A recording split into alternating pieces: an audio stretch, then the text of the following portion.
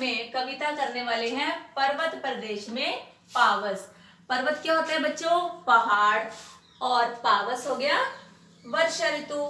तो क्या है कि आप लोग कभी पहाड़ों पर गए हो? पहाड़ों पर आपने देखा है कि जो ऋतु है बिल्कुल बदलती रहती है, कभी वर्षा हो जाती है, कभी धूप निकल जाती है, तो वहां पर पल पल जो है वो दृश्य बदलता रहता है। तो हमारे जो कवि हैं सुमित्रा नंदन पंत जी, जो इस कविता के, तो उनको भी प्रकृति से यानी कि नेचर से बहुत प्यार है और उन्होंने ये कविता जो लिखी है उसके अंदर हमारे को बहुत ही सुंदर दृश्य जो है वो वर्षा ऋतु का इसमें बताया है। देखिए इसके पहले प्रकृति सौंदर्य की जो इसमें झलक दी गई है और पर्वतीय क्षेत्र में वर्षा के दृश्य का ही सुंदर और मनोरम जो है इसमें चित्रण किया गया है। तो इसके देखिए सबसे पहले शब्दार्थ पावस क्या होती है? वर्षा ऋतु।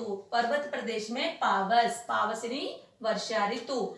सहस्त्र हजारों दृग आंखें अवलोक देख, निर्झर झरना नीरव मौन, अनिमेष एकटक, अटल जो सदा बना रहने वाला, भूधर पहाड़, पारक बादल, भू धरती, अंबर आकाश, सभ्य भय से रहित, ताल यानी तालाब।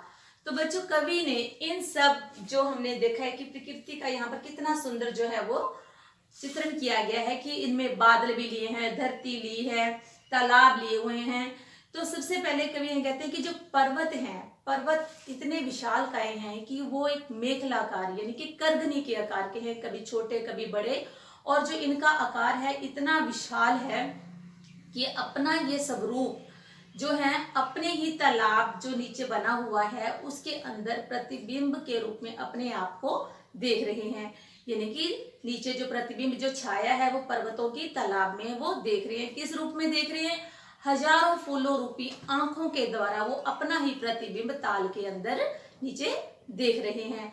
साथ ही पर्वतों से बहने वाले जो झरने हैं वो ऐसे प्रतीत हो रहे हैं जैसे कि मोतियों की लड़ियां हों, और इन मोती की लड़ियों में से इतनी सुंदर आवाज आ रही है, इतनी सुंदर जो आवाज आ रही है तो उनको ऐसे लगता है कि जैसे ये पर्वतों का ही जो है वो गाना गा रहे हैं। तो झरनों की जो आने वाली आवाज है तो उनको ऐसे लगता है कि ये पर्वतों के ही गीत गा रहे हैं, और जैसे सुंदर सुंदर मोतियों की लड़ियां हों।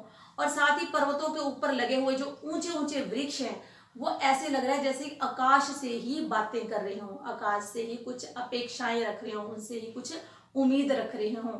और लगे हुए जो पर्वत हैं वो इतने सुंदर प्रतीत हो रहे हैं कि जैसे कि वो आकाश को एक टक और मौन जो है वो देखते ही जा रहे हैं।